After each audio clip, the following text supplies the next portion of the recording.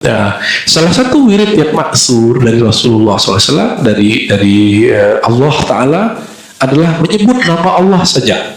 Allah gitu ya. Itu disebut dengan ismul mufrad. Apa sebutannya? Al-ismul mufrad. Menyebut dengan nama tunggal. Coba saya tanya, siapa Tuhanmu? Perlu nggak mengatakan Tuhanku Allah gitu kan? Cukup mengatakan Allah. Inilah kira-kira yang kita katakan kalau kita baca Allah, Tuhanku Allah. Tapi kalimat Tuhanku Allah ini nggak perlu dilafazkan, ya. Seperti di Quran ada contohnya, wala in sa'altahum man khalaqas samawati wal ard la yaqulunna Allah. Jika mereka ditanya siapa pencipta langit dan bumi, mereka menjawab titik dua, Allah. Tidak ada kalimat pencipta langit dan bumi adalah Allah, gitu gak diulang, langsung Allah. Jadi kalau zikir Allah, Allah maknai di hati salah satunya Khaliki, Mudabbiri, Maulai, penciptaku, penjagaku, memberi rezekiku, pengatur hayatku, yang menggerakkan tetesan darahku, yang mendenyutkan jantungku. Aduh, nikmat sekali zikir begitu tuh ya. La ilaha illallah, tidak menggerakkan satu sel, menumbuhkan satu sel di tubuhku kecuali Allah. Itu sibuk aja di situ, gak akan kepikiran yang lain-lain. Allahumma salli wa sallim wa barik alaihi wa ala alihi.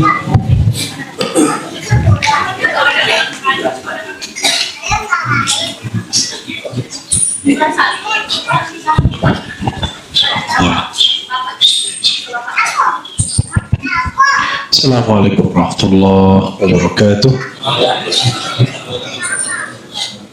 Alhamdulillahilladzi bidhikrihi tatanazzalu as-sakinah war-rahmat. Ushidukum bi la ilaha illallah wa anna Muhammadan abduhu wa rasuluh. Allahumma salli ala sayyidina Muhammad wa ala ali sayyidina Muhammad. Baik, alhamdulillah baru saja kita sholat fardhu isya berjamaah. Ini ruangan tapi dingin juga ya, ini nggak apa-apa, ada yang ngalah. Tahun ini di Surau Nur Rahmani Jatikramat, kalau di Ciputat kitab Ibnu Athaillah Sekandari itu induk, ini salah satu cabangnya di Quran ya. Ini kesimpulan beberapa aja. Dan ini ditulis oleh guru daripada guru-guru kami. Jadi guru saya Syekh Abdul Rabb Al-Qazari yang mengijazahkan wirid-wirid Thariqah Syaziliyah dan banyak Thariqah lainnya, dan dari beliau saya ambil kajian Nur Muhammad Sallallahu Alaihi Wasallam dan juga pembacaan terhadap kitab-kitab tasawuf yang rumit ya. Dengan beliau terasa asik sekali. Perjumpaan yang tidak lama tapi terasa sangat lama dan syahdu, karena beliau ini ahli zikir ini. Beliau ngambil dari gurunya Maulana Syekh bin Ahmad Asyazili Ad-Darqawi Al-Alawi, lalu beliau Sidi Saif ngambil dari pengarang kitab ini, itu Ahmad bin Mustafa Al-Alawi ya.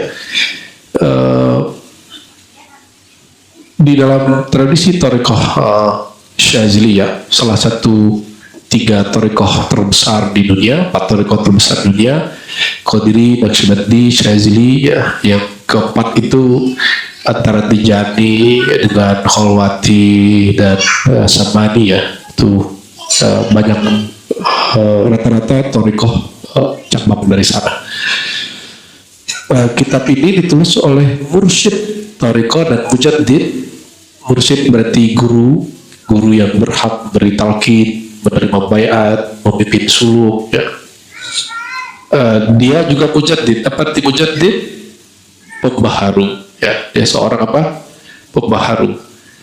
Karena pembaharuannya itulah cabang daripada Syazili. Jadi Syazili itu kalau dibuat cabangnya Imam Syazili, lalu ada cabang di bawahnya cabang Al-Wafaiyah, di sini Al-Wafa. Terus di bawahnya ada cabang, berarti ada Zarruq, terus ke bawah lagi nanti ada Darqawi, Buzidi ya. Di jalur Yaman ini beliau orang Yaman, bahkan katanya bukan orang Yaman, saya belum cek ya, karena cabangnya banyak sekali di Maroko. Mungkin ada percampuran wallahu alam, tapi beliau lama di Yaman, kemudian pindah ke Afrika Utara, apakah ke Aljazair atau ke daerah mana. Beliau kemudian mentajdid, merevisi mana yang perlu revisi tanpa perlu membuang usul, membuang pokoknya, tapi furu'nya beliau kemudian kreasikan ya. Akhirnya di Timur Tengah, Thariqah Syaziliyah cabang Darqawiyah Alawiyah menjadi salah satu cabang terbesar. Di Indonesia ini hebat sekali, negeri kita pemimpin Thariqah Syaziliyahnya banyak, mulai dari Syekh Al-Akbar pertama, pemimpin Jamiah Thariqah pertama, yaitu Syekh Masyayikhina Abdul Aziz Baitawi Lasem. Kita selalu melewati dan ziarah beliau. Zuriat-zuriatnya menjadi keluarga besar pesantren-pesantren di Jawa hari ini, kita bersyukur ya. Beliau salah satu pendiri NU dan yang mengisbat kepemimpinan Soekarno bahwa pemerintah Indonesia ini bukan negara tauhid, tapi negara Indonesia ini negara yang sah secara Islam. Beliau yang mengisbatnya, ya, beliau yang mengisbatnya bersama dengan Hadratus Syekh Hasyim Asy'ari dan para masyayikh yang lain, pendiri Nahdlatul Ulama ya. Kita bersanad kepada beliau dari beberapa jalur, ada jalur lokal, ada jalur Mekah ya. Alhamdulillah dari jalur Mekah ternyata orang kita juga, dari guru kita Syekh Sya'rani Banjari, Syekh Wildan Banjari, Syekh Kusyairi Banjariun, mereka ngambil dari Maulana Syekh Muhammad Yasin Al-Fadani ya. Syekh Yasin Al-Fadani langsung ngambil kepada Syekh Al-Akbar siapa? Abdul Aziz Baitawi Lasem ya. Beliau juga mengajarkan Thariqat Syazili. Namun nanti yang lebih populer lagi di Magelang ya, Syekh Ahmad Dalhar, tahu dan dengar itu Magelang kan? Ya, saya pernah sowan dan ziarah ke sana, ketemu keluarga penerus beliau yaitu Gus Ali dan anak-anaknya, termasuk juga khadamnya yang kemudian dinikahkan dengan pesantren apa namanya api apa? Bukan yang Syekh Khudori, bukan Khudori ini. Api Asri ya, yang ada sahabat kita yang sangat baik hati, Gus Yusuf, yang nggak pernah menyimpan pikiran buruk terhadap orang walaupun orang itu keras ke dia. Ini sejauh yang saya lihat, mungkin berkah baca Dalail itu ya. Khodam beliau itu Bunyai namanya Bunyai Halimah ya, siapa deh? Halimah. Saya minta ijazah ke beliau, ijazah Dalailul Khairat yang beliau ambil langsung kepada Mbah Dalhar dan diijazahkan. Beliau itu merawat, nggak makan nasi, hanya makan. Ya saya tanya, Mbah Nyai ada sakit apa? Masih ingat senyumnya sampai hari ini, senyum orang yang kullu minhu nur, ya nur, kullu minha nur, semua dari ujung rambut sampai ujung kakinya nur salawat. Ya Allah sholli wa barik alaih. Mbah Nyai ini dia kalau ada anaknya bikin rumah atau bikin pesantren, dia riadohi, dia khatamkan sholawat kitab Dalail 4.000 kali. Dan berkahnya itu ya, siapa orang tua yang begitu hari ini ya, ya kita ngambil berkah. Alhamdulillah di sana waktu acara takharud saya buka kajian kitab aja ya, karena kalau uji riadoh kita kalah riadoh. Itu juga bagian dari Thariqah, tapi Thariqah Dalail itu Thariqah Jazuli, dia bukan Thariqah yang seperti Qadiri, Naqsyabandi, Syazili, dia lebih kepada wirid saja. Oleh karena itu, oleh ketua Jatman sekarang, guru kita Syekh Ahmad Halwadi menganggap Mbah Khudori ini bukan kiai tarekat gitu, dia kayak kiai pesantren aja, tapi sebenarnya beliau juga kiai tarekat Jazuliyah. Ya, Jazuliyah ini Dalail Khairat ya, kitab sholawat ada hari Senin, hari Selasa, sampai balik Senin lagi ya, itu namanya. Sebenarnya kitab seperti ini banyak. namun yang Allah hancurkan kitab ini. Ya, itu beruntung. Berarti ada masa kita riyadhah itu ya. Insya Allah Rabiul Awal 4 kita riyadhah itu di sini 12 hari 12 malam insya Allah ya. Pagi sampai sore kita baca itu, nanti malamnya kita baca maulid insya sampai puncak, hari puncak kita gabungan nanti di manalah ya, apakah di barat ya, sebagai bentuk rasa bahagia menjadi umat baginda sallallahu alaihi wasallam ya. Dan yang lebih ajib lagi nanti turunnya dari Bahdal hari ini kemudian bercabang ya, ada cabang ke Banten, Abu Yadim Yati, ada cabang ke Peta, Tulung Agung. Di sini kan ada santrinya di sini ya, yang mursyid kita Bang Ejan Asyazili ya. Saya bilang ke dia, itu gak usah takut, tarekat ini gak usah diganti. Zuhir batin saya sampaikan ya. Jadi siapapun yang sudah bertarekat, kalau ingin ngaji diribat ngaji aja, gak perlu ulang talqin, gak perlu ulang baiat. Kenapa? Diribat baiat itu terakhir. Itu pun bagi yang mau. Talqin itu nomor 2, nomor pertamanya al-ilmu. Kenapa? Ada Imam Al-Bukhari, mayyuridillahu bi khairan, dengan sanad kepada Imam kepada Nabi SAW ya. Ini di Tirmizi lebih muttasil, mayyuridillahu bihi khairan yufaqihu fiddin. Orang yang dikehendaki Allah keberkahan, kebaikan, Allah gerakkan dia belajar untuk memahami agama. Bukan hanya wirid-wiridan. Kalau itu wiridan nanti kalah sama iblis. Iblis ahli wirid ya. Saya sudah sampaikan ribuan kali bahwa iblis itu sudah pernah riyadhah 18.000 tahun. Ada yang sanggup? Ada yang umurnya 18.000 tahun nggak pernah berhenti zikirin nggak? 18 hari aja deh. Bismillah.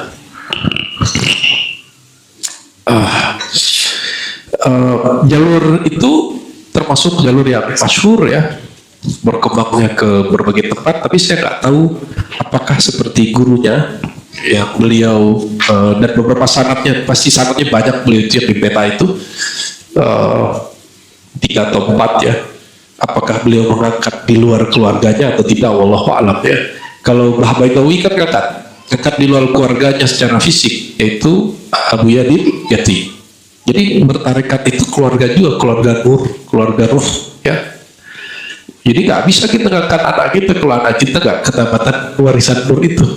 Ya semoga anak-anak kita termasuk, amin ya rabbal alamin. Terus yang berikut ada jalur guru-guru dari Al Habib Lutfi, jadi Abah Lutfi itu jalur Jawa Tengah juga, daerah mana, Purwokerto apa Kebumen gitu ya, yang Abah Abdul Malik gitu ya. Ya. Masih banyak jalur-jalur. Ada yang langsung ke Mekah ya, ada Syekh Termasi itu Khalwati, tapi juga ada Syazilinya. Hadratus Syekh Masyari itu juga ada Syazilinya. Maulana Khalil, Syekh Tanah Khalil juga ada Syazilinya. Dan berikutnya kalau di Sumatera ya, pendiri PRT itu Syekh Sulaiman Rasuli, dia kemudian bernaqsybandinya di kampung. Kenapa? Waktu dia di sana halaqah Naqsyabandiyah tarekat di Jabal Abi Kubais sudah dibuat habis ya, sudah dibuat habis oleh pemerintahan yang baru. Namun jejak Syazili ada. Syekh Ismail Al-Minangkabawi yang berasal dari Tanah Datar, Batu Sakar itu, dia juga belajar kepada Syekh Mufti Mekah Ibrahim Ar-Rais ya. Dari dia ngambil Syaziliyah. Maka beberapa nukilan dia juga kepada Sadah Abu Syazili ya. Terus untuk paham atau tidak cerita ini tapi ala kulihal saya mesti membagikannya semampu saya. Berarti di Kalimantan banyak lagi, di Sulawesi banyak lagi, di Lombok sampai ke Bima sampai ke Ambon ya. Dan negeri ini teman-teman terserah atau baca atau tidak, ini negeri thariqah, negeri tasawuf ya. Karena dari Hamzah Fansuri, dari Wali Songo, semuanya imam-imam dan mursyid-mursyid thariqah yang pembahasannya setara dengan yang dibicarakan orang Timur Tengah. Bedanya mereka berbicara ke orang berbahasa Jawi, bahasa Nusantara. Pembahasannya tidak kalah dengan ulama-ulama abad-abad ke-7, ke-8 Hijriah ya, nggak kalah. Oleh karena itu, jika hasilnya hari ini di Indonesia ada komunitas tarekat yang besar ini bukan terjadi begitu saja. Itu terjadi karena proses yang panjang sekali ya. Dan antum sadar atau tidak, yang dibaca hari ini dalam khatam tahlil kalau orang malam Jumat ya, kalau ada orang itu ada living tarekat tasawuf wirid asas yang sudah dielaborasi, karena isinya ada wirid asas di situ. Istighfar, la ilaha illallah, salawat, lalu subhanallah wa bihamdihi subhanallahil azim. Itu paling ente ingat kan? itu contohnya. Namun dihilangkan beberapa, misalnya ya latif yahu itu dihilangkan ya. Artinya keberkahan wirid Syazili ini sudah berkembang sampai seluruh pelosok negeri ini. Alhamdulillah Rabbil, orang nggak tahu dia sudah bersyazili secara wirid, walaupun belum bersyazili secara tarekat. Dan cabang dari syazili itu ada, kalau bagi ahli sejarah, tarekat Ahmadiyah, Idrisiyah itu dianggap cabang ya, karena Sidi Ahmad Al-Araisi itu juga mursyid Syaziliyah, termasuk Sidi Ahmad Tijani itu dia banyak sekali tarekahnya dan dia punya jalur Syaziliyah. Muhammad Ali As-Sanusi yang mujaddid dari tarekat Idrisiyah itu juga mempunyai 40 jalur, tapi dia punya sanad yang dia terus terang, itu salah satunya adalah Syaziliyah. Banyak sekali ya. Dan alhamdulillah ribat kita termasuk yang mengamalkan wirid Syaziliyah, Hizib Bahar ya, Hizbul Bar, bahkan kita bikin daurah dulu, masih ingat? Ada daurah dulu, masih ingat gak? Oh ya, ini belum ikut semua, ini mu'alaf semua ya. mu'alafan ya. Kita pernah bikin dulu tahun 2022 atau 2023 daurah Hizbul Bar, jadi memaknai hizib perkata, dan di situ mempelajari makom apa yang sedang diresapi oleh sang imam ya. Insya Allah nanti kalau umur panjang ya, kita bikin daurah lagi, namun yang lebih simpel. Kalau daurah begitu kan itu yang eksklusif, jadi kita sewa hotel gitu, jadi kayak mahal kok, maji mau kenal Allah kok harus mahal bayar segala kan gitu. Tapi ya sesekali boleh lah ya, biar ente zikiran tapi tidurnya di kasur empuk kan ya. Kalau nanti 10 hari yang sudah keluar daftar namanya, itu kan tidurnya di sajadah, itu latihan masuk ke liang lahat, tapi gak sehoror itu ya. Nanti suluknya happy insya Allah ya. Kalau suluk Ramadan kita, manhaj kita, karena saya itu ikuti guru saya seorang Naqsyabandiyah Khalidiyah, maka manhajnya manhaj Naqsyabandiyah Khalidiyah. Maka tapi setiap pagi sore kita tetap mengamalkan wirid asas ya, insya Allah. Cuma hizib baharnya nggak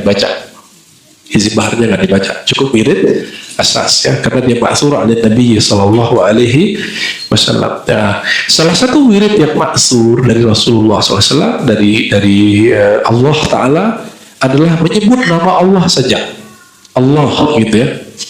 Itu disebut dengan ismul mufrad. Apa sebutannya? Al-ismul mufrad, menyebut dengan nama tunggal. Coba saya tanya, siapa Tuhanmu? Perlu nggak mengatakan Tuhanku Allah gitu nggak? Cukup mengatakan Allah. Inilah kira-kira yang kita katakan kalau kita baca Allah, Tuhanku Allah. Tapi kalimat Tuhanku Allah ini nggak perlu dilafazkan. Ya, seperti di Quran ada contohnya. Wala in sa'altahu man khalaqas samawati wal ard la yaqulunna Allah. Jika mereka ditanya siapa pencipta langit dan bumi, mereka menjawab Allah. Tidak ada kalimat pencipta langit dan bumi adalah Allah, gitu nggak diulang, langsung Allah. Jadi kalau zikir Allah maknai di hati salah satunya Khaliki, Mudabbiri, Maulai, penciptaku, penjagaku, memberi rezekiku, pengatur hayatku, yang menggerakkan tetesan darahku, yang mendenyutkan jantungku. Nikmat sekali zikir begitu tuh ya. La ilaha illallah, yang menggerakkan satu sel, menumbuhkan satu sel di tubuhku kecuali Allah. Itu sibuk aja di situ, gak akan kepikiran yang lain-lain. Jadi bagi yang susah fokus zikir, ambillah talqin zikir mufrad. Dan ini hanya ada di kalangan ahli tariqah sufi. Di luar itu ada yang membid'ahkan ya. Kenapa di ribat Ciputat kita pakai kitab Nautulillah? Karena Ibnu Athaillah langsung berjumpa dengan anak muda saat itu namanya Ibnu Taimiyah yang anti dengan zikir Allah, Allah, Allah, Allah. Kata Ibnu Taimiyah ini cara berpikirnya nahu, gramatikal. Sedangkan para sufi maksur, seperti guru ajarkan, begitu kita amalkan. Seperti Allah perintahkan, begitu kita lafazkan. Ibnu Taimiyah berpikir apa? Gramatikal. Kalau sebut Allah, Allah maksudnya apa? Kalau lafaz Allah kan belum selesai, kalimatnya belum utuh, tidak disebut jumlah mufidah, kalimat yang subjek, predikat, dan objek. Nah, ini kritik Ibnu Taimiyah. Jadi secara linguistik, kritik Ibnu Taimiyah perlu dipertimbangkan, tapi kan sudah dijawab. Betul banyak di Quran ada lafaz Allah, tapi tidak ada kalimat pendahulunya dan setelahnya. Bahkan ada kalimat yang belum selesai sebenarnya. Kita pakai dalam gerakan sholat, apa ya? Allahu Akbar, itu belum selesai loh. Aslinya itu secara nahwu Allahu Akbar min kulli syai'. Allah itu maha besar melebihi segala sesuatu. Kan akbar, lebih besar. Lebih dari apa? Kan gitu. Akbar itu bahasa Arab bisa better, bisa best ya. Biggest bisa bigger ya. Nah, kalau bigger berarti harus daripada gitu. Kalau bahasa Inggrisnya Pak Dokter? Bigger than gitu ya. Itu kan bahasa Inggris, tapi kan bahasa Arab tidak bisa dipadatkan begitu-gitu. Namun ahli nahwu sepakat aslinya Allahu Akbar itu kalimat yang belum jumlah mufidah, belum kalimat yang sempurna. Tapi kalau sudah ada lafaz Allah, dia langsung sempurna. Ya, kalau saya sebut misalnya nih hadis akbar apa? Akbar bin siapa nih? Royanil. Karena saya begitu kan? Hadis akbar lebih besar min daripada Royanil bin Rahmat. Misalnya gitu jelas. Tapi cukup hadis akbar. Itu dalam bahasa Arab belum sempurna juga.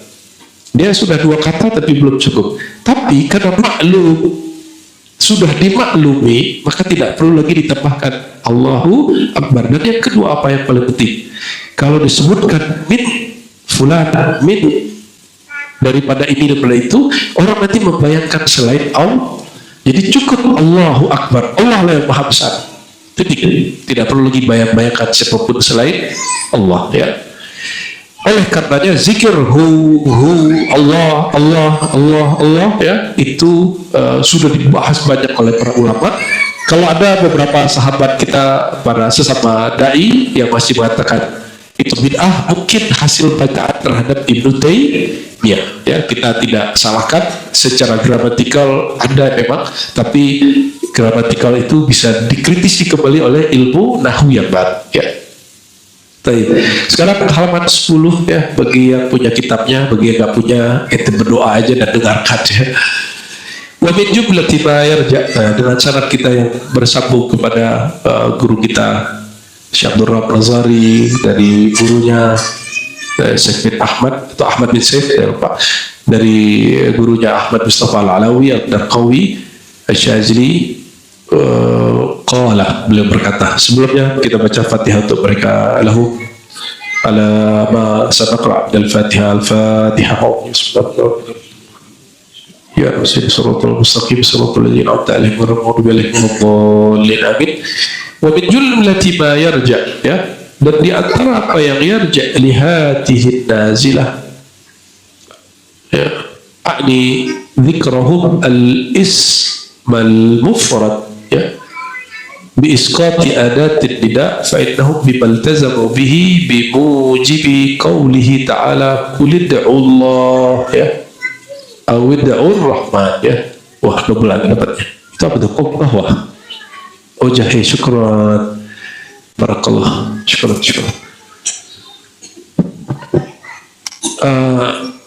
Simpelnya menyebut nama Allah dengan menghilangkan lafaz ya. Ya, coba Buya Rahmat betul. Apa ada aja tulis? Oke deh. Harusnya biasanya begini ya. Ya Allah. Sekarang ya jadi dihapus, ianya dihapus. Langsung Allah, ya.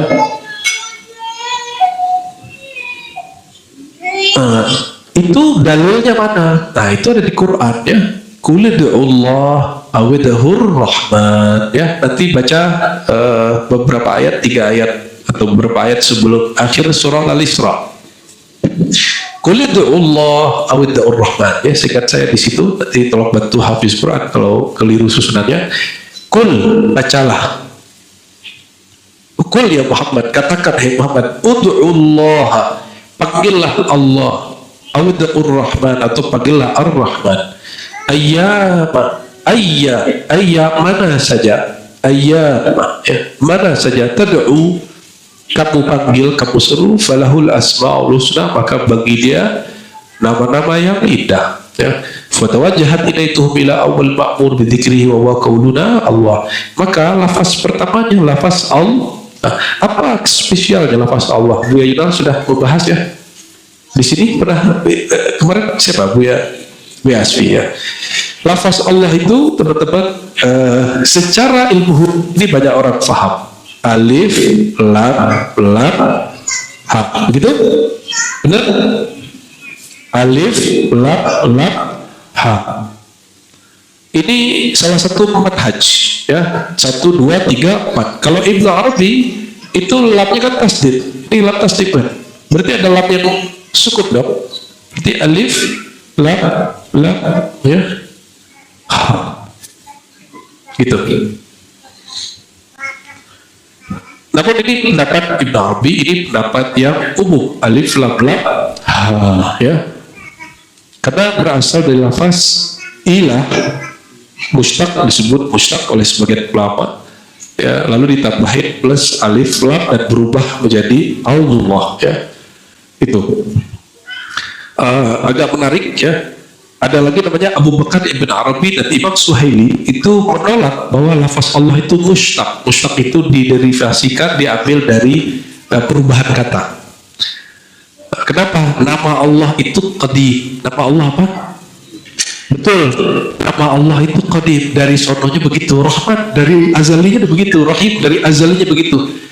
Terus kenapa muncul tasrif, derivasi Allah dari ilah segala macam? Itu hanya cara memaknai.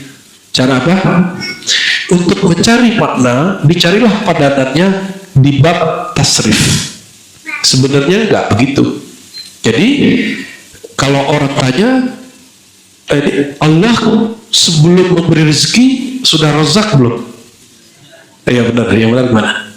Sebelum mencipta, seandainya Allah tidak mencipta, Allah tetap disebut Khalik nggak? Khalik tetap. Kenapa? Itu nama qadim. Apa arti qadim? Azali, sudah ada bersama zatnya. Zat Allah qadim. Jadi tidak boleh dalam pikiran kita terlintas bahwa Allah itu ada sesuatu yang baru berubah pada dirinya. Kalau terlintas itu berarti ente membayangkan Tuhan itu makhluk, karena ciri-ciri makhluk berubah-ubah, ya. Terus gimana lagi? Jika disebut di Quran dialah yang awal, dia yang akhir. Kalau ente awal lahir kecil, tuanya beda nggak? Beda. Beda itu, ya. Yang beda, yang sama itu ruhnya aja, ya, sama tulang ekornya. Itu tulang punggungnya sudah nambah, sel tangan kita ini udah beda selnya dengan yang kita lahir dulu, ya. Berapa kali mati dan berapa kali hidup sel ini setiap hari. Maksud saya menyebut ini, teman-teman, jangan samakan kalau disebut Allah awal, Allah akhir. Allah yang maha awal, dia juga yang maha akhir, dia juga itu. Awal akhir ini hanya untuk membahasakan ke kita, maha awal yang tidak pernah berawal, maha akhir yang tidak pernah berakhir, zatnya satu. Jadi zat yang maha akhir itu, dia juga zat yang maha awal tanpa perlu ada perubahan. Paham? Itu yang disebut nama dia azali. Nama dia apa? Azali. AC-nya ditutupin aja gak apa-apa, biar ada yang udah tutup. Masih muskilah, ya.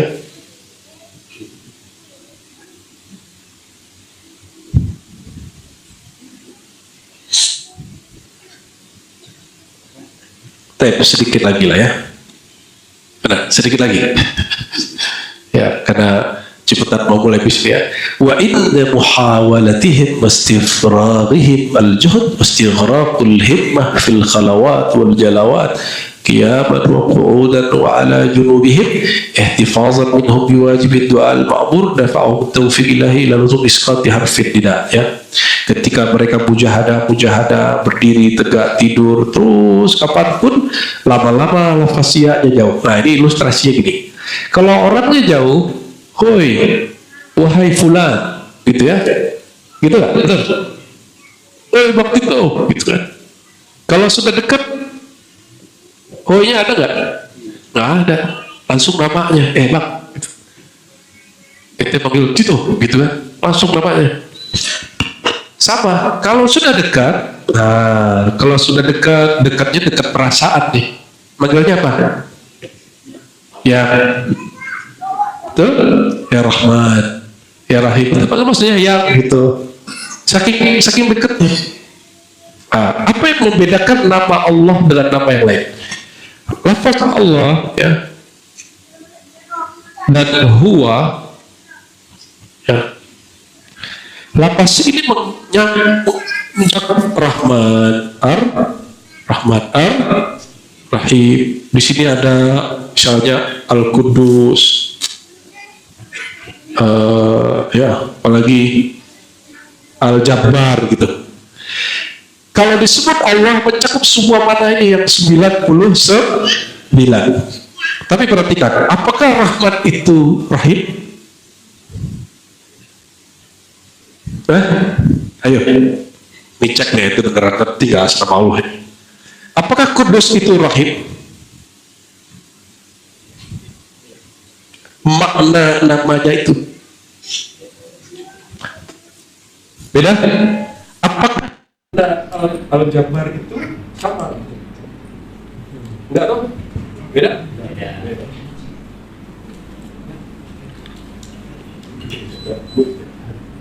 Beda. Seterusnya. Tapi kalau disebut Allah, maka dia mencakup semua.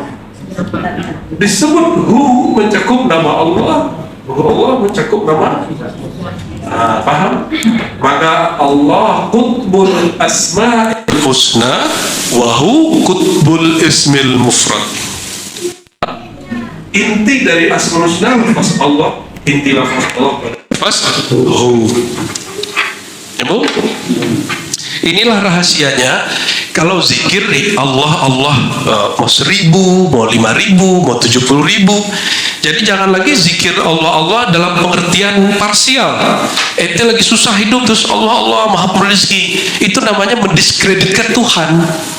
Kita ini jangan sama dengan orang yang menyembah Tuhan itu hanya urusan rezeki, atau orang di rumah sakit urusan mau sembuh doang ya, atau orang lagi cekcok biar dapat islah lagi dan rahman rahim lagi. Enggak, kita enggak begitu. Kita nyembah Allah sebagaimana disebut di Quran ya, surat Yusuf, seingat saya berapa itu ayat 9 ya, kalian itu menyembah Tuhan samaitumuha antum ya, yang kalian persepsikan sendiri, yang kalian nama-namain sendiri. Jadi menyembah Allah itu keluarlah dari menyembah dengan perspektif kita, dengan pandangan kita, dengan perasaan kita. Paham maksudnya? Sembahlah Allah sebagaimana Allah layak disembah, bukan sebagaimana ente butuh. Nyambung? Kalau nyembah Allah sebagaimana kita butuh, sebagaimana kita yakini, itu nggak jauh beda dengan orang-orang di luar Islam. Cuma bedanya ente di syahadat aja.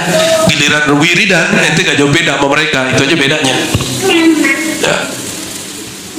Nah jangan sampai maka ada guru saya ngomong ini dulu, guru kita ahli hakikat, jadi dia berhukum hakikat dalam bab ini.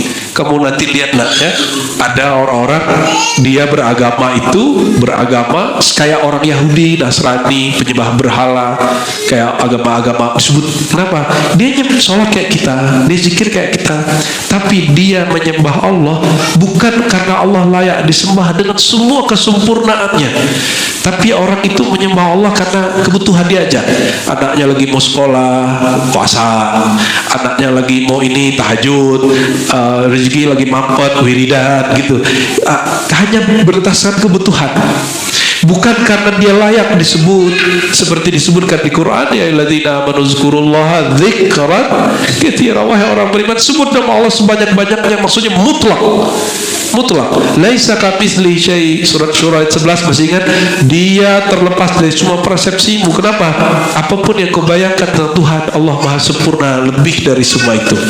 Oke, jadi malam ini saya mengimbau antum kalau zikir Allah, jangan lagi satu makna. Untuk conditioning boleh, kita lagi sakit, mulai mengkondisikan dari dialah yang menyembuhkanku, dialah yang menghidupkanku. Untuk conditioning, lama-lama terus Allah yang mutlak maha sempurna dan semua kesempurnaannya yang tidak sanggup membayangkan. Itulah mana di Quran, subhanallah amma yasifun, maha hebat, maha suci Allah, terbebas Allah dari semua yang mereka sifatkan dan bayangkan. Ya, kira-kira seperti itu. Nyambung? Itulah makna subhanallah. Engkau maha sempurna ya Allah, lebih sempurna dari yang kami bayangkan. Engkau maha pemberi rezeki, lebih hebat dari yang kami bayangkan. Engkau maha indah, lebih indah dari yang kami bayangkan. Engkau maha kuat, lebih kuat dari yang kami bayangkan. Baru namanya menyembah Allah sebagaimana Allah itu mau. Menyembah Allah sebagaimana Allah itu mempersepsikan dirinya, bukan seperti kita membayang-bayangkan dia. Barulah menjadi teman, ya, temannya Allah, ahlullah, rijalullah, jalisullah. Ada jalisun man dzakarani, aku teman duduk orang yang mengingat aku sebagaimana aku. Coba, mau gak nongkrong dengan orang yang kita gak kenal? Gak mau? Mau kan nongkrong dengan orang yang dia hanya mau jumpa kalau lagi butuh? Mau? Paham maksudnya? Makanya Allah menyebutkan kata aku, bukan zakara dengan lafaz-lafaz yang nama-nama yang lain, tapi menyebutkan zakarani, ya. Aku teman duduk, teman ngobrol, ya, begitu dekat ya Allah. Ini akan menjadi bulan-bulanan orang. Silakan orang mengejek, ini kalam Sayyidul Mustafa, diriwayatkan dari Allah sendiri. Bahkan Allah mengatakan, inni qarib, aku lebih dekat dari yang kamu bayangkan. Ente bayangkan dekat, coba bayangkan dekat sekarang. Sudah, kita lagi dekat. Ente dengan pasangan dekat, dengan orang tua dekat, bukan dekat itu, lebih dekat dari urat nadi. Maksudnya lebih dekat dari semua yang kau persepsi. Ya, bocil-bocil ngerti aja. Oke, ya, sengaja ini begitu ujian konsentrasi. Majelis kalau ada anak-anak insya Allah diberkahi, dirahmati Allah, ya. Jadi kalau ada anak-anak jangan marah, ya. Hello, tas dulu. Alhamdulillah, barangkali itu ikhwafillah. Jadi yang sudah ditalkinkan Buya Rahmat, jadi yang di sini talkinnya ke Buya Rahmat, oke? Ya, yang termasuk surau binaan kita, surau Haji Syam, surau apa namanya? Nur Hikmah apa?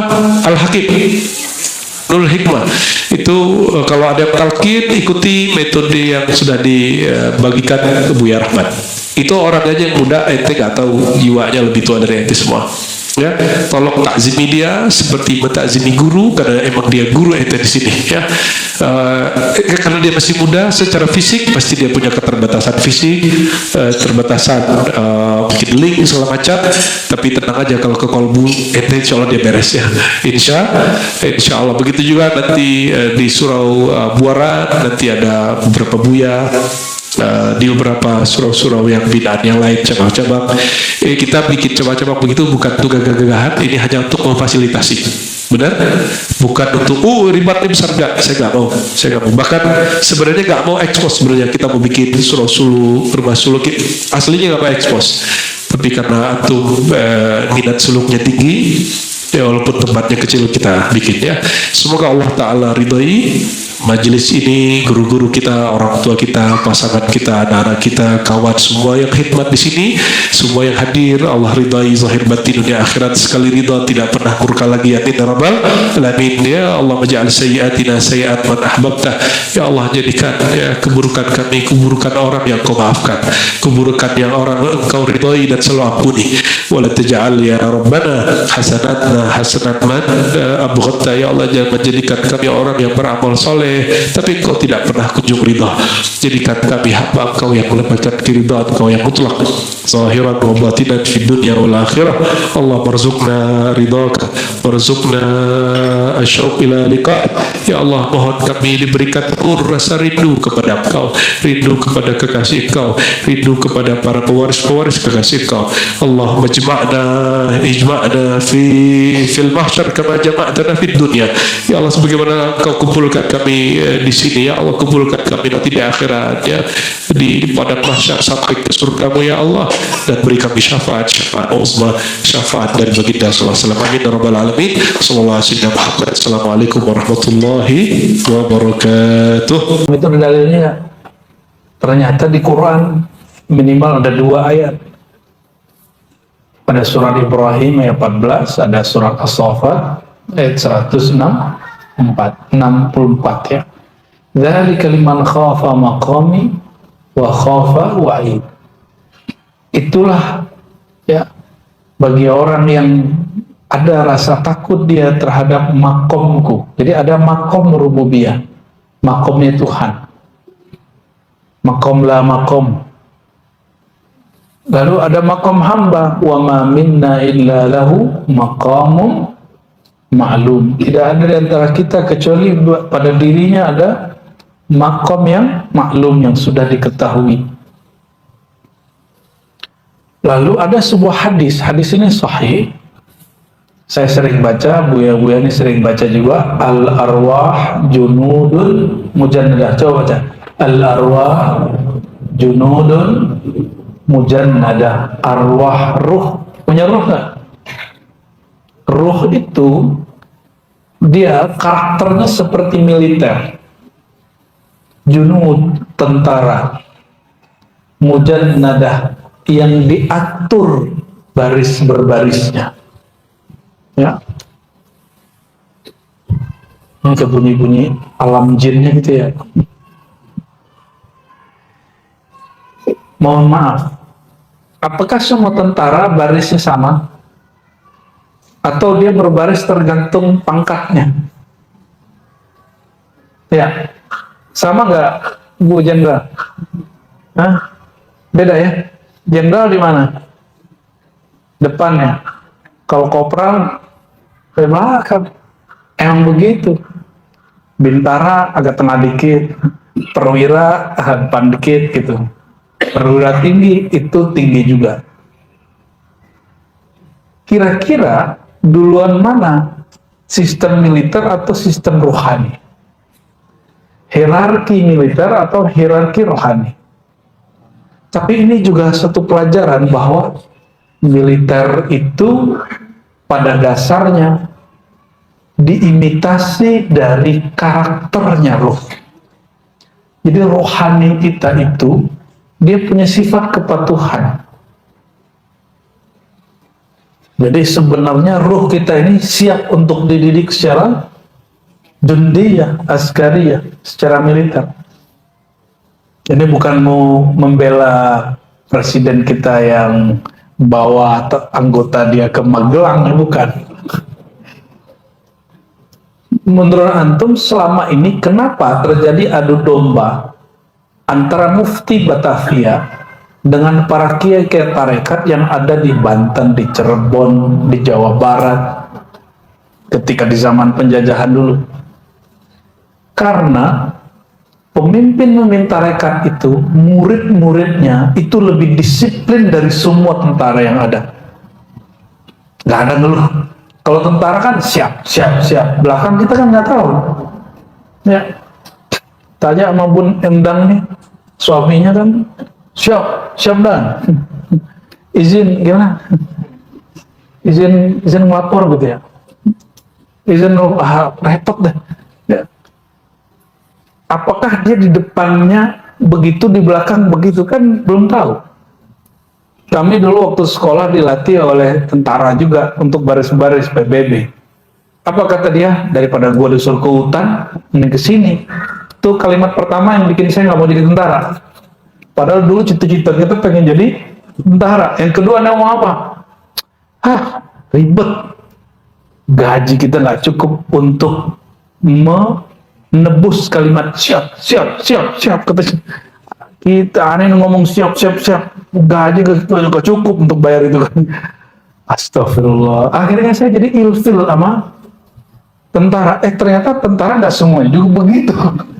Ya, mohon maaf Pak Tentara ya. Bu tentara dan istri-istrinya dan anggota-anggotanya.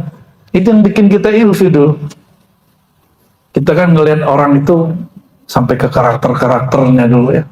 Termasuk saya nggak mau jadi guru SD dulu karena kita dicubit sama guru terus cubitannya begini. Sampai sekarang saya masih ingat tuh. Lalu kita demo tuh guru supaya dia nggak jadi wali kelas kita. Alhamdulillah ganti. Tapi habis itu saya nggak mau ogah ngajar SD. Yang agak mendingan ngajar SMP Bu ya. Karena kita punya guru kita favorit, wah pengen aja jadi guru SMP gitu. Pas ngeliat guru pesantren, awalnya seneng, lama-lama ngeliat, kere juga ya guru pesantren. Ya, tapi ternyata yang mahal dari guru pesantren itu ikhlasnya. Ya, ikhlasnya benar. Ya, semoga guru-guru pesantren Allah berkah hidupnya, berkah keluarganya. Mereka itu nggak diperhatiin, nggak ada orang ngerapatin dia. Ya, guru honorer demo. Mana ada guru pesantren demo? Ada nggak? Kayak gitu. Anak kita dididik, mungkin anak kita dimarahin, kok kita laporin nih ke polisi? Kecuali dia melakukan sesuatu yang asusila. Ya, itu setan nyamar jadi guru. Setan itu bisa nyamar jadi kiai juga. Makanya ada kejadian begitu kan? Kalau yang sama, bukan lagi lawan jenis, sesama jenis kadang ya kita doakan semoga mereka yang melakukan itu segera bertobatnya, ya masuk, gak usah khawatir, Allah itu maha penerima tobatnya. Yang penting ada keinginan untuk berubah. Nafsu itu tentara kita, nafsu itu marah itu tentara kita. Dua ini nggak boleh menguasai kita. Yang menguasai harus kolbu.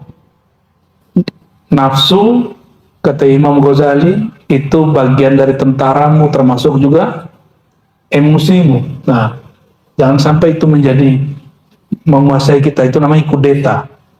Ya, Myanmar dari awal merdeka sampai sekarang sebentar doang dikuasai sipil, dikudeta lagi oleh militer. Sampai sekarang nggak maju-maju negaranya. Ya, negara kita nggak maju amat, tapi juga nggak terbelakang lah.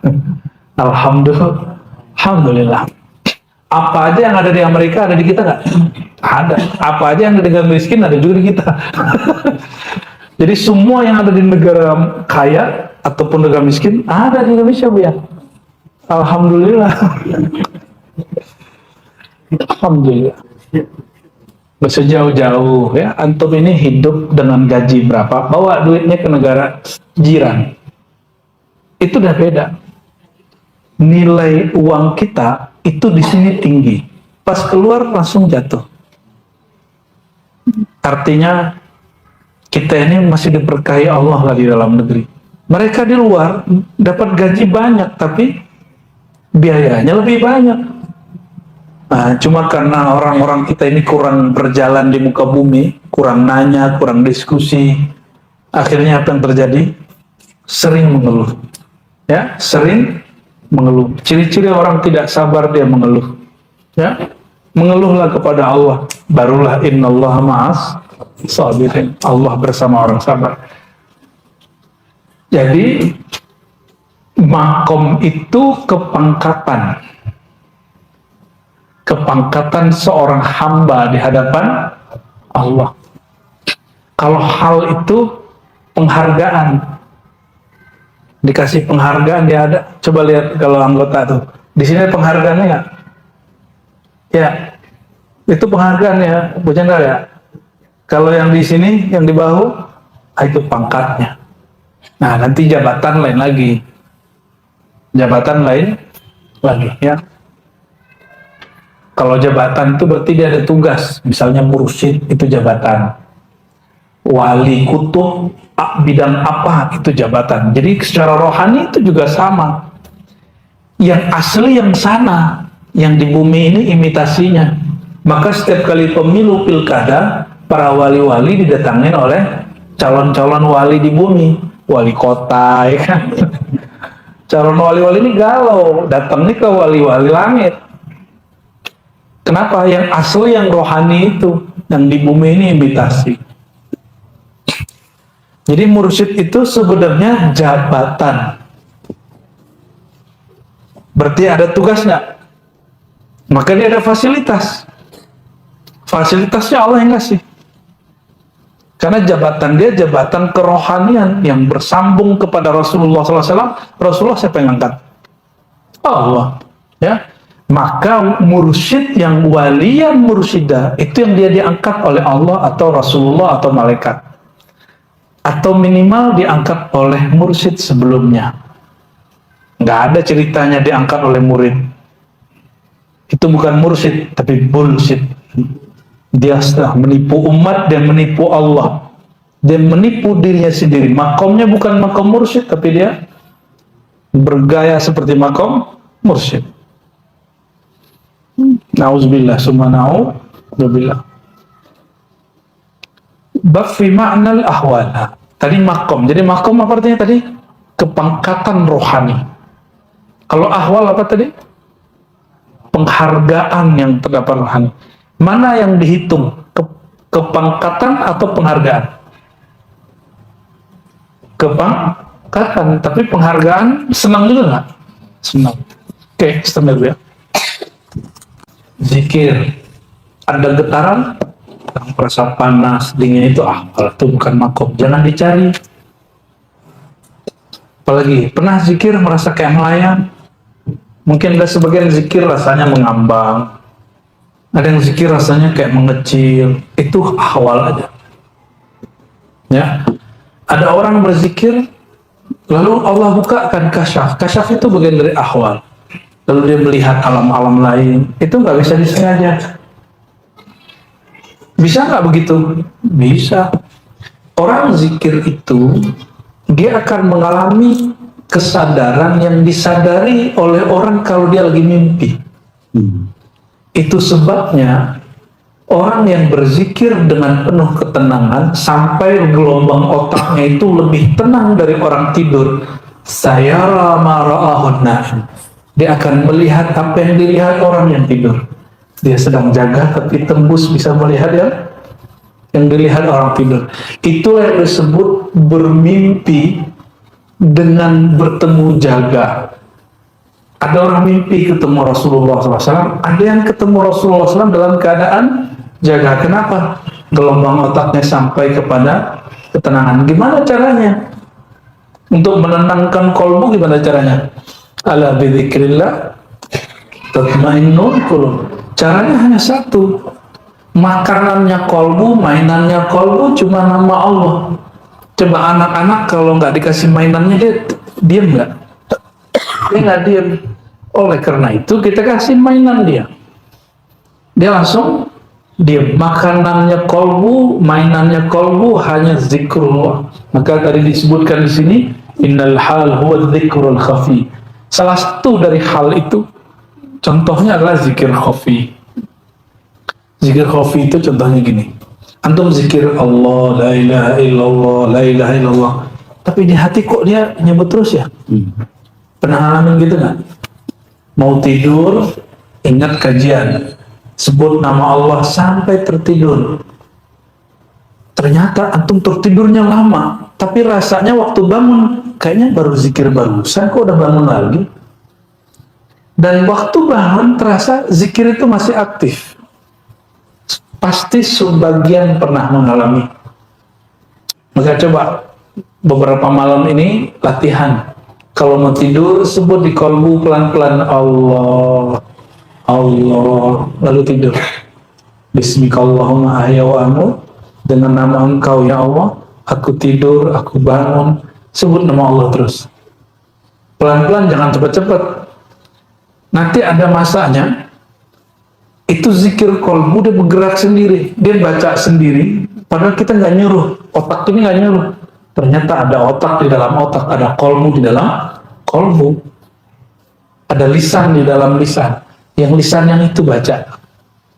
Ya, ada masanya nanti ya. Yang penting mau beramal, maka tidurin jangan pakai YouTube. Kalau mau tidur, taruh handphonenya 1 meter.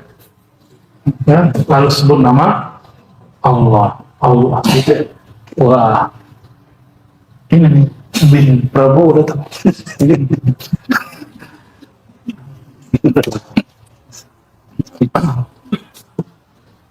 Imam Junaid mengatakan bahwa Imam Junaid ini Imam Salafus Saleh, apa kata beliau? Hal itu nazilatun, sesuatu yang turun. Apa yang turun? Walladzi anzala sakinata fi qulubil mu'minin. Dialah yang menurunkan sakinah. Apa arti sakinah? Ketenangan, kedamaian, ketentraman ke dalam kalbu orang beriman. Maka hal itu suatu ketenangan yang turun ke dalam kalbu, tetapi fala tadum, ketenangan itu tidak langgeng, tidak kontinu. Kalau kita nggak zikir nyebut nama Allah, dia nggak tenang.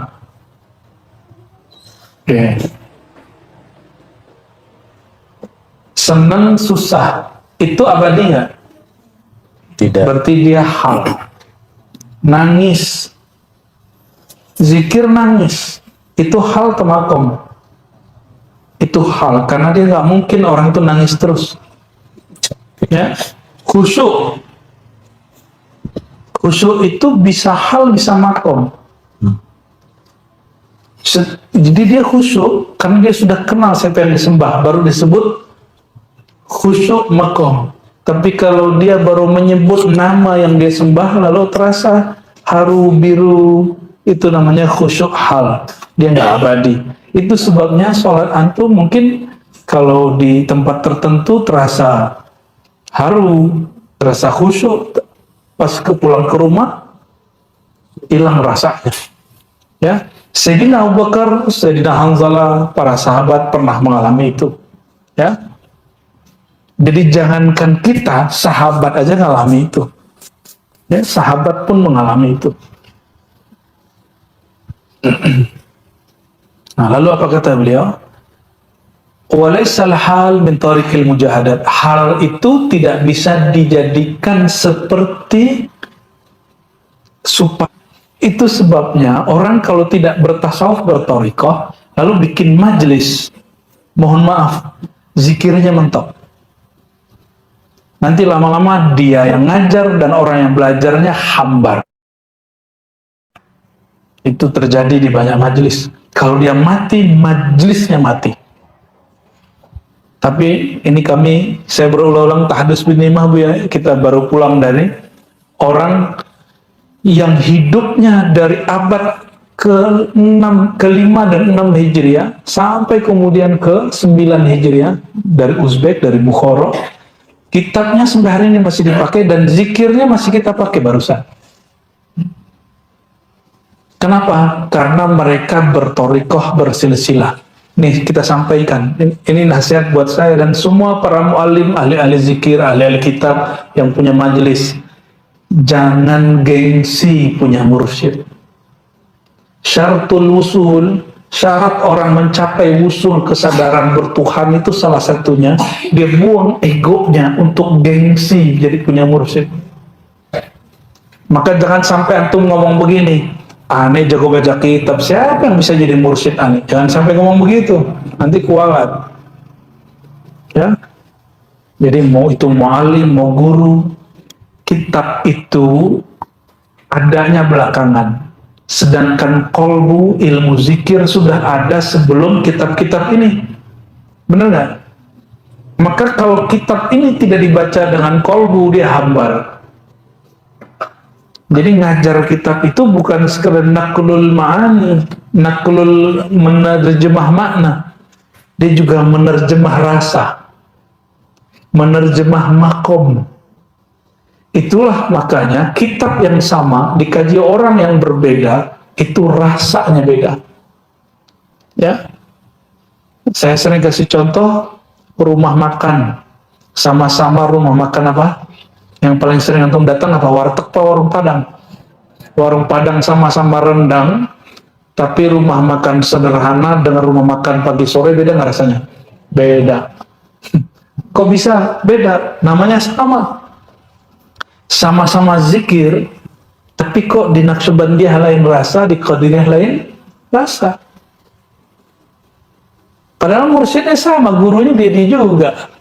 Dari Bat Ciputat yang diajarkan Thariqat Naqsyabandiyah. Di sini Thariqat Samaniyah Qadiriyah Khalwatiyah.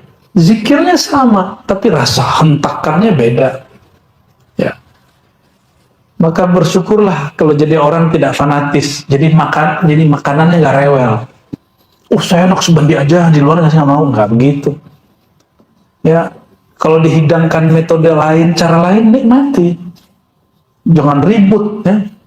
Dulu ada salah satu lembaga perkumpulan tarekat buat acara. Habis sholat yang mimpin berebut dia. Yang mimpin bukan yang mursyid yang ono, dia langsung mimpin. Marahlah mursyid-mursyid yang tarekat lain. Loh kok begitu caranya? Itu tanda nafsiyahnya nggak beres. Tanda hatinya sempit, tarekat orang Badui namanya itu ya. Kita menentang orang begitu. Dan kita tidak sepakat dengan orang yang mengerdilkan ilmu tasawuf. Tarekat itu sekarang di Indonesia diakui 40, di Mesir lebih dari 100. Lebih dari 100. Dan itu masih muncul lagi. Syekh Yusri buat Syaziliyah, Siddiqiyah, Yusriyah. Syekh Ali Jum'ah, seniornya, buat juga Syaziliyah, Siddiqiyah, Aliyah. Buya mau buat nggak? Asfiyah, Firdausiyah, Aldomiyah. Lucu bener namanya dia.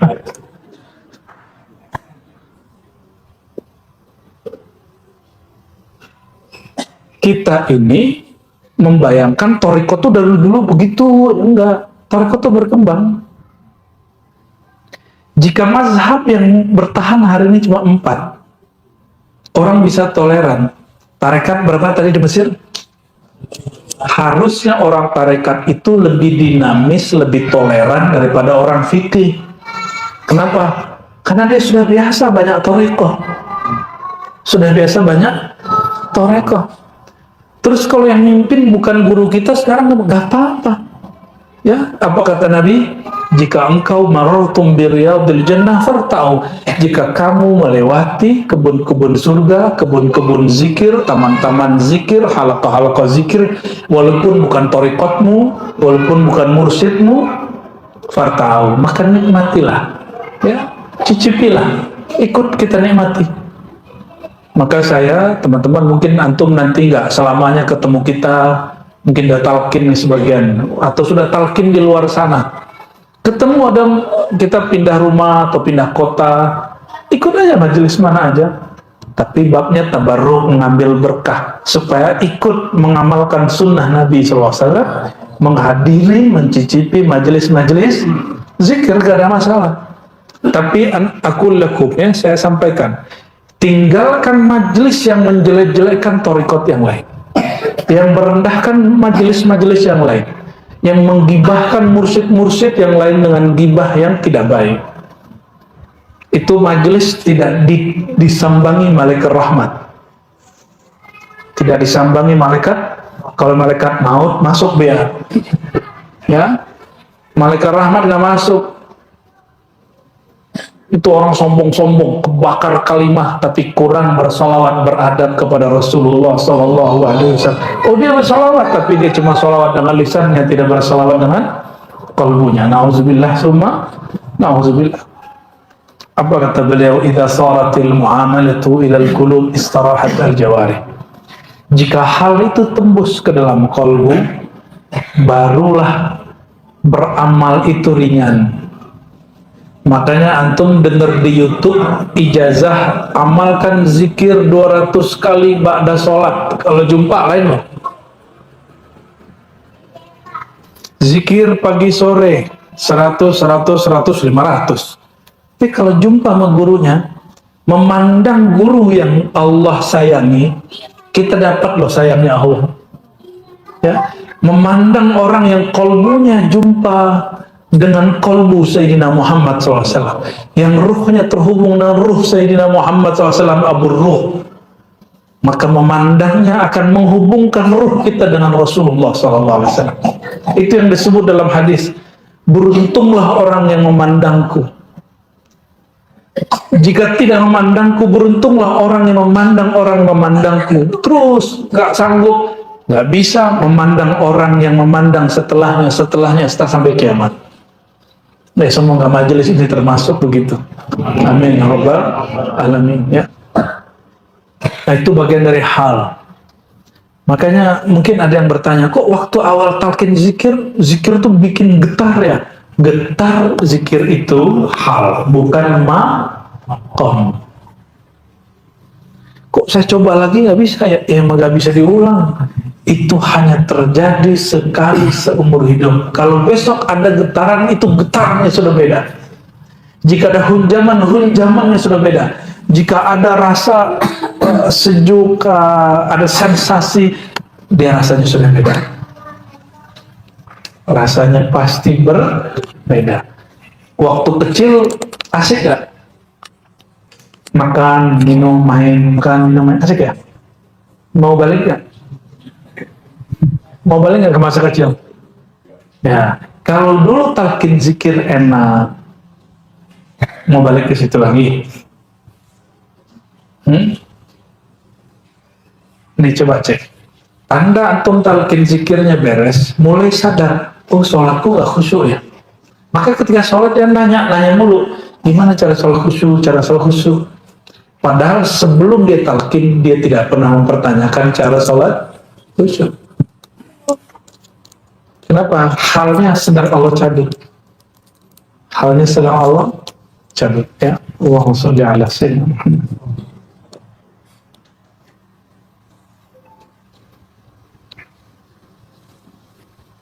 Itu tentang halnya istirahat al-jawarih min al-mujahadat wal mukabadat min al-amal ila ishtaghala bi hifzi qalbihi wa mura'ati sirrihi min al-khawatir al-mushtaghilah. Jadi kata Imam Abu Sulaiman, jika hal masuk ke kalbu, maka tubuh istirahat. Apa maknanya? Maknanya ada dua. Apabila seorang salik, seorang murid, ishtaghala bi hifzi qalbihi, dia sibuk, dia serius menjaga kalbunya, wa mura'ati sirrihi, lalu mengawasi sirnya. Sir itu tempat rahasia Allah. Kalbu jika dibuka lagi ke dalamnya, itu ada namanya sir. Ya, sir itu rahasia ilmu Allah di situ. Disitulah kita nyimpan library keilmuan. Kalau kampus ada library-nya nggak? Rumah kita punya tempat buku nggak? Punya. Kalau punya laptop, ada nggak tempat dokumen? Nyimpan file. Nah, tempat nyimpan file itu ada di kolbu. Namanya sir. Namanya apa? Jadi sir itu kolbunya kolbu. Tapi itu sebenarnya sebelumnya itu masih ada lagi 7 kolbu, dalamnya apa, kita langsung aja ke ujungnya sir, karena panjang itu ya. Maka di Quran disebut ya'lamu sirra wa akhfa. Allah itu mengetahui yang sir dan yang lebih tersembunyi lagi ya. Maka dalam Thariqah Naqsyabandiyah, Sidi Ahmad Syarhindi mengatakan akhfa itu adalah titik rohani yang terhubung langsung kepada Rasulullah SAW. Maka kalau orang zikir dengan akhfa, dengan yang lebih halus, lebih lembut, dia sedang mendapat limpahan an-nur al-Muhammadi, nur Sayyidina Muhammad sallallahu alaihi wasallam. Ya. Oleh orang suluk disebutkan titiknya di sini, tapi mereka terjebak. Itu titik zahir, latifah. Ya. Jadi ada latifah kolbu, ada kolbu itu sendiri, itu beda. Nah ini hati-hati nih orang Thariqah, mursyid-mursyid, khalifah-khalifah, banyak yang terjebak mengira latifah kolbu itu kolbu. Titik kolbu itu bukan kolbu. Titik halus kolbu maksudnya titik halus di dalam diri yang terkoneksi kepada kol. Karena ada 7 titik tuh. Apa aja 7 titik latifah. Jadi diri kita yang tubuh kita ini dia punya titik-titik cakra kalau bahasa orang meditasi.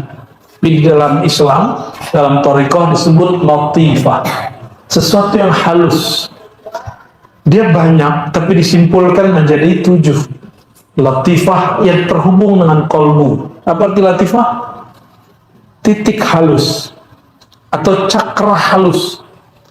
Ada latifah ruh. Latifah ruh bukan ruh. Latifah ruh bukan ruh. Latifah kolbu bukan kolbu. Tapi hanya terhubung kepada kolbu atau ruh. Begitu apa lagi namanya tadi? Sir, ada khafi, ada akhfa, ada akal, natiqah, ada kullu jasad. Itu titik masih alam malak, alam zahir, alam zahir.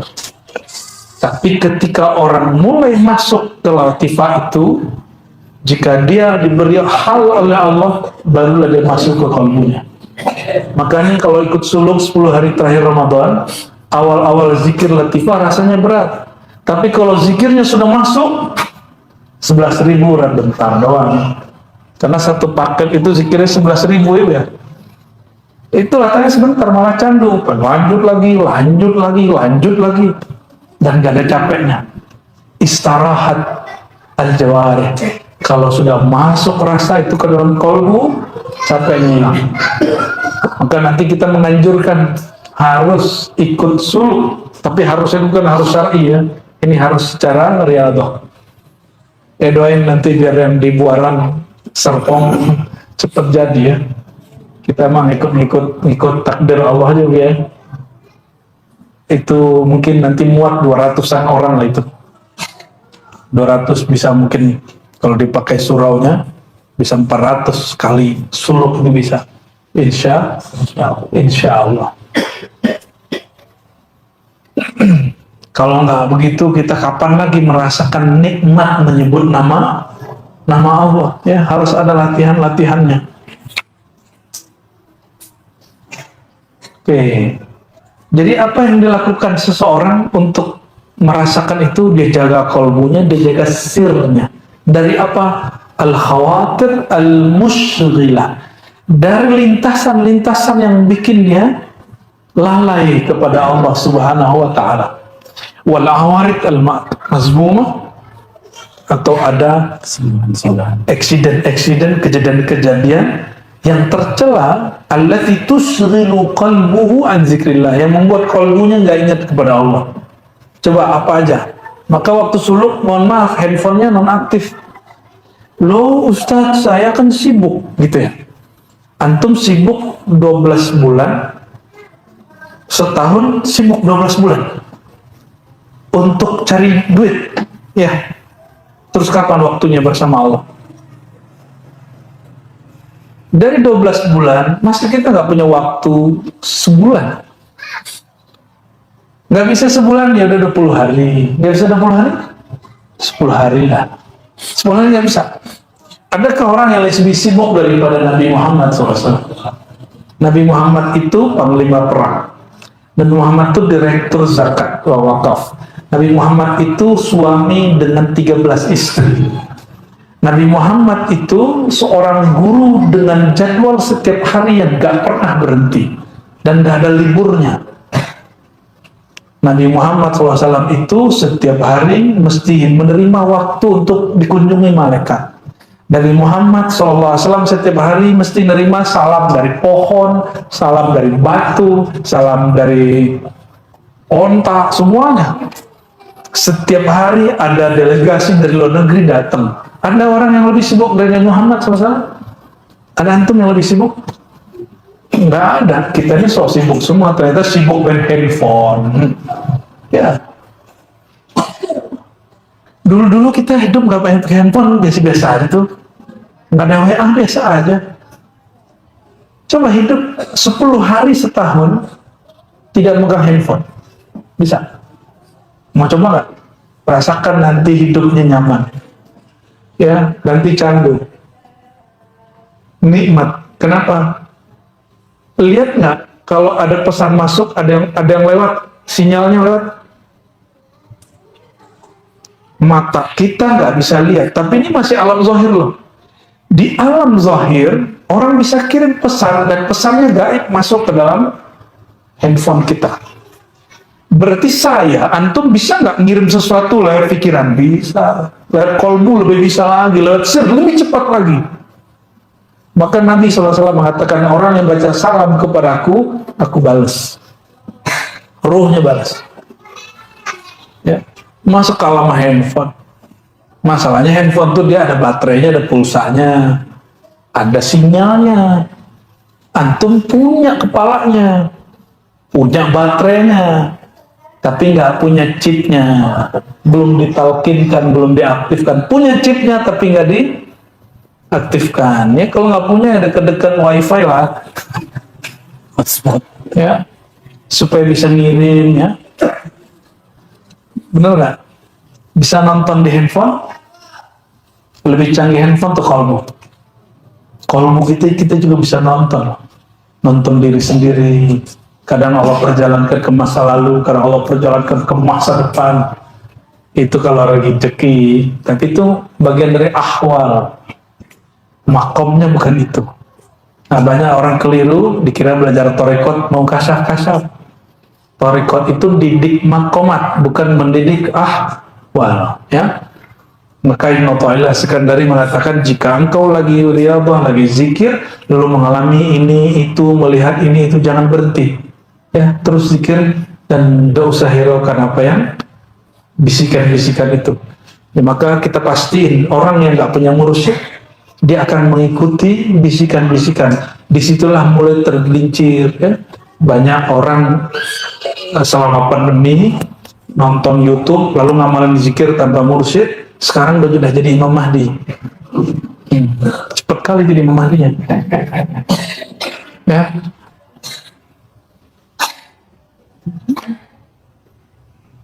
ويحتمل أيضا أنه أراد بذلك أن يتمكن من الجهاد والأعمال والعبادات وتصير وطنه حتى يستلذها بقلبه ويجد حلاوتها ويسكن عنه التعب ووجود الألم الذي كان يجد قبل ذلك.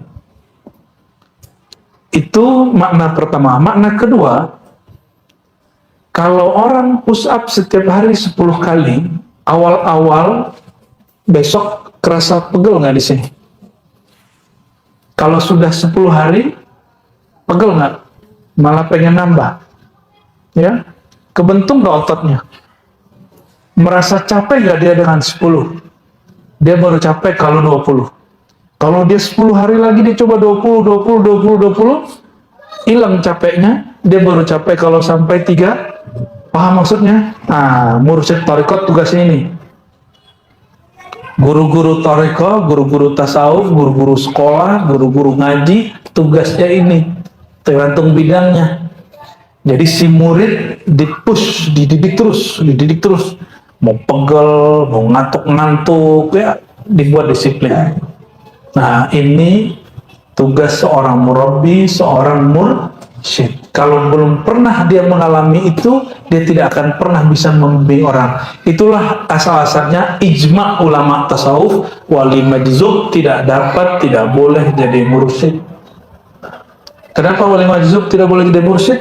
Dia tidak ngalamin proses suluk, proses riyadhah dan maqamat. Dia langsung Allah tarik, dilempar masuk ke ujung. Dia nggak tahu proses. Padahal orang kayak dia mungkin 1 dari 1000 orang, bahkan mungkin 1 dari 100.000. Maka wali majzub tu'tabar maqalatuhu, ya, kalamnya diiktibarkan, wa isyaratuhu, dan isyaratnya dipertimbangkan, tetapi tidak dapat dijadikan hujjah, tidak dapat dijadikan sebagai tatakan untuk mendidik orang. Maka silakan hormati wali majzub, tapi jangan beriktimat menyandarkan thariqah kepadanya. Paham di situ? Maka kita sangat takzim kepada wali-wali majzub yang pernah ada dan masih hidup. Tahu wali majzub? Ya, wali majzub itu man juziba aqluhu min syiddati ghalabatil hub. Ya, orang yang dicabut akalnya karena derasnya, kuatnya gelombang cinta dia kepada Allah Subhanahu wa ta'ala. Tapi orang ini nggak bisa. Untungnya di Pulau Jawa, kalau di Padang disebut orang gila itu. Maka orang kampung kami nggak paham kalau anak kiai fulan, syekh fulan itu lebih majzub, dikira-gila. Di Pulau Jawa, di Madura, itu orang paham. Karena ada di kitab, kajian kitabnya ada, realnya sampai sekarang masih ada. Tapi saya mendoakan antum tidak majzubin. Ya, separuh majzub boleh, separuhnya salik. Separuhnya apa? Kalau itu kenceng itu, cepet itu. Itu yang dikatakan guru saya. Ada orang suluk mesti 10 tahun, tapi nggak jadi-jadi. Ada orang sesaat duduk dengan wali Allah, jadi kolbunya. Itu orang majzub. Dipencet dikit sama gurunya jadi. Dia pandang gurunya dan tasdik langsung jadi. Atau dia dipandang gurunya dengan penuh mahabbah gurunya, langsung ngalir nur walaya. Itu yang dikata pahami tadi. Memandang Nabi, tuba, dapat berkah. Apalagi kalau dipandang oleh Nabi Muhammad SAW. Makanya Wahsy itu nggak dipandang Nabi, nangis dia. Maka dia bertanya, kira-kira aku tebus apa nih kesalahanku membunuh Hamzah, Sayyidina Hamzah. Waktu muncul Nabi palsu Musailamah Al-Kadzdzab, dia bilang, ini tombak yang dulu melukai kekasih Allah, yang melukai orang yang disayang oleh kekasih Allah. Saya akan tebus dengan melukai musuh-musuh Allah. Musailamah Al-Kadzdzab itu mantan penulis Quran. Lalu halu ngaku dapat wahyu, maka disebut kadzdzab. Dia dapat wahyu ya, tapi wahyunya tentang kodok. Allahumma sholli ala sayyidina. Maka Wahsy lihat tatap dia, nggak ada yang bisa nyentuh, karena dia dijaga oleh khodam-khodamnya. Tapi Wahsy ini bisa menombak orang, melempar tombaknya itu sejauh 100 meter, 50 meter. Ini dari jauh, kena langsung. Masa Nabi mati sama tombak? Ya, kalah sama orang debus dia. Allahumma sholli ala sayyidina Muhammad. Barulah Wahsy kemudian hidupnya tenang. Dia kemudian berjihad terus, di tengah perjalanan perang itu dia meninggal. Jihad fi sabilillah. Ada riwayat lain yang menyebutkan begitu. Ya. Kalau orang sudah dilatih, sekarang 10, besok 20 terus, maka yasqut an hutab, rasa lelah itu hilang. Rasa lelah itu, orang Indonesia karena negeri kita panas, kita nggak biasa dari sini jalan ke depan nunggu bus. Biarinlah Gojek kita tunggu di sini ya kan. Enaknya hidup di Indo. Coba antum di luar negeri, di Eropa, nggak usah di Malaysia aja, angkot nggak ada oleh-oleh depan. Angkutan-angkutan kecil gitu nggak ada. Apalagi di Eropa itu, kita kalau mau naik MRT, kita harus jalan dulu 1 kilo. Cuma kan nggak panas. Ya, kalau kita langsung apa namanya? Buruket apa? Allahumma sholli ala Muhammad.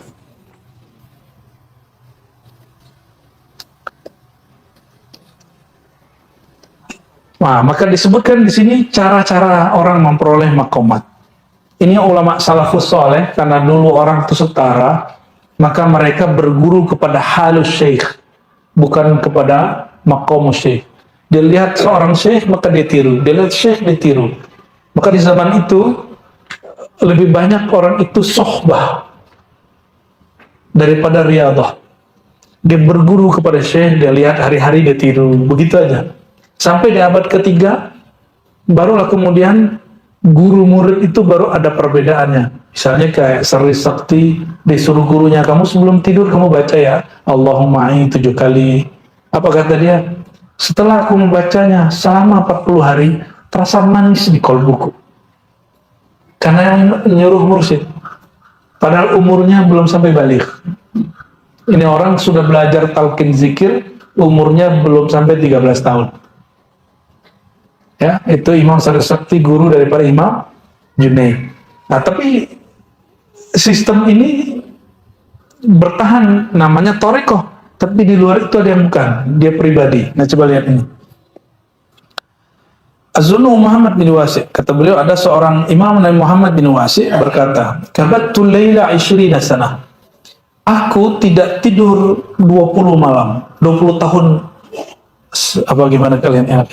Aku tidak tidur selama 20 tahun malam hari. Jadi wudhu isya'nya dengan wudhu subuhnya satu.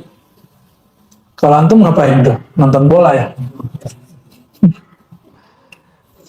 Fatana'amtu bihi 20 sanah. Setelah 20 tahun baru terasa nikmat. Kelamaan. Tapi keren kan? Kenapa? Karena mereka tidak dibimbing oleh mursyid secara syakhsiyah, secara sosok. Dia cuma melihat gurunya begitu, dia tiru. Nggak ada perintah, hanya kesadaran pribadi. Ini yang dikatakan oleh Imam Arabi, qaddasallahu sirrahu, ya. Berkata beliau, dulu ulama salaf, dia cuma melihat hal lalu cobain sendiri. Sedangkan di zaman kita, kata beliau, di zaman khalaf, makrifat ini lebih banyak turun, mursyid kemudian dengan izin Allah punya karamah, yaitu tayyuz zaman. Waktu 20 tahun dipendek jadi 2 hari, 20 hari. Ya. 10 tahun dipendek jadi 10 hari. 10 hari dipendek jadi 5 hari. 5 hari dipendek jadi semalam. Enak bener sekarang ya. Enak benar sekali. Ada imam namanya Malik bin Dinar, imam salafus saleh. Apa katanya? Madaghtul Quran 20 sana. Summa tana'amtu bitilawati 20 sana. 20 tahun aku disiplin memaksa diriku ngunyah-ngunyah Quran. Maksudnya apa? Sarapannya Quran, makan paginya Quran, makan siangnya Quran, sorenya Quran, mau tidur Quran. Baru setelah 20 tahun melakukan itu baru nikmat. Dan hidupnya waktu dia ngomong sudah 40 tahun. Apa kata dia? 20 tahun aku riyadhah, 20 tahun berikutnya baru merasakan nikmatnya. Disinilah makanya jangan heran, mohon maaf nih, mohon maaf ya, beliau-beliau ini kan punya ijazah thariqah. Kalau nanti ketemu ada ahlul Quran, dia bilang thariqah ini Quran aja, jangan ditentang, biarin aja. Jadi kalau ada orang ngomong thariqah aneh, Quran aja. Semoga dia nggak sombong, semoga dia nggak ujub. Cuma pengalaman kita berguru bermursyid, kita kan juga ngambil sanad Quran. Sanad Quran saya itu nanti ujungnya sezaman dengan orang ulama-ulama di Jawa yang di Kerapia itu, Mbah Munawir, Mbah Munawar yang di Jawa Timur, itu namanya Syekh Abdurrahman bin Abdullah ya, yang di Batu Ampar. Beliau metodenya sama seperti di Kudus. Habis orang khatam Quran dikasih ijazah Thariqat Jazuliyah, Dalailul Khairat Sholawat. Habis itu disuruh baiat Thariqat Suluk Naqsyabandi. Kok sama? Jadi orang ahlul Quran supaya kam min qalil Quran, kam min tal Quran wal Quran yal'anuh, kan ada hadis begitu. Betapa banyak pembaca Quran tapi Quran melaknatnya. Supaya nggak begitu gimana? Dia harus tembus sampai ke dada. Yang Quran melaknatnya itu kelompok khawarij atau orang-orang yang ria. Dia baca Quran cuma pakai otaknya doang, pakai suaranya doang, nggak tembus sampai ke dadanya. Nauzubillah summa Nauzubillah. Tapi kalau ada yang ngotot dia, kita biarin dia. Karena kalau dia mengatakan saya Quran aja torikot saya, ya sudah. Pertanyaannya, emang Naqsyabandi nggak Quran dia? Emang Samani nggak Quran? Qadiri nggak Quran? Yang diikuti oleh semua torikot mu'tabarah itu Quran apa selain Quran? Quran.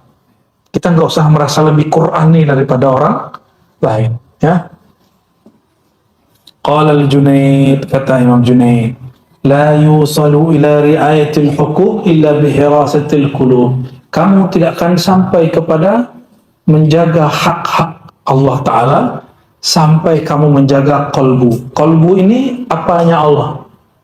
Singgasananya Allah. Orang jaga singgasananya Allah, Allah jaga dia. Ya. Wa man lam yakun lahu sirrun fahuwa musirrun. Orang yang tidak menjaga sirnya, maka dia pendosa, dosa batin. Wal musirru la tasmu lahu hasanah. Orang begitu nggak bisa dibenerin. Inilah yang disebut Nabi SAW, fawalladzi la ilaha ghairuh, ya, demi zat yang tiada yang berhak disembah selain dia.